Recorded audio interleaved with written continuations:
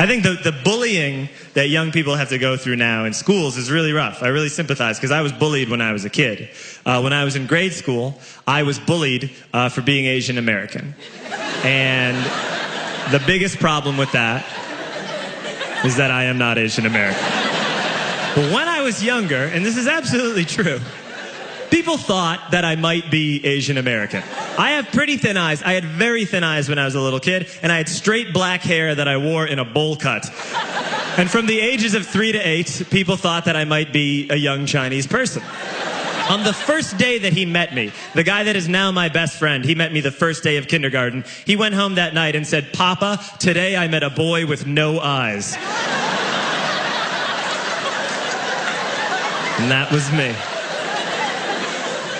Kids would make fun of me in middle school. Kids would call me a Chinaman, which of the racial slurs has got to be the laziest. That is just pushing 2 words together. No work was done there. It was very confusing to me because I'm not Chinese. No one in my family is remotely Asian. I mean, we take our shoes off when we come inside, but that was more of a carpeting thing than anything else. Here's how bad it got, though. I remember when I was in junior high, we had this music appreciation class that we never appreciated. And they took us to hear some classical music once at a symphony orchestra. So we go to a symphony orchestra. In one of these classical pieces, there's a moment where they bang a gong. And every time they banged the gong, all the kids sitting in front of me would stand up, turn to me, and bow like that. Which is some racist-ass bull, but also incredibly well coordinated for a group of 13-year-olds. 13-year-olds are the meanest people in the world. They terrify me to this day. If I'm on the street on like a Friday at 3 p.m. and I see a group of 8th graders on one side of the street, I will cross to the other side of the street. Because 8th graders will make fun of you, but in an accurate way. They will get to the thing that you don't like about you.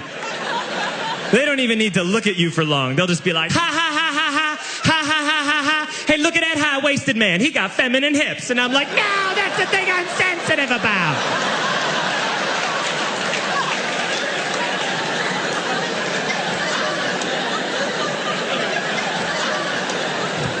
When I was a boy, I was also confused with a woman sometimes over the phone.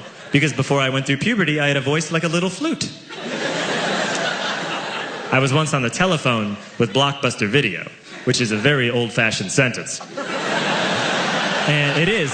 I was on the telephone with Blockbuster Video. That's like when your grandma would be like, "We'd all go play jacks down at the soda fountain." You're like, "No one knows what you're talking about, you idiot." You know how you talk to your grandma? So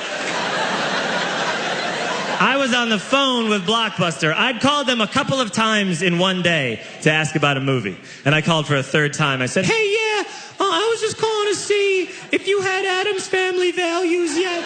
And the guy at Blockbuster went, "Hey, lady, I'll tell you when we get Addams Family Values." But look, I wasn't offended as a boy being confused with a lady. I was offended as a lady who was getting pushed around by this chauvinist ass that works at Blockbuster Video, talking to me like I'm some floozy. I am a proud Asian American woman, and you will treat me with respect.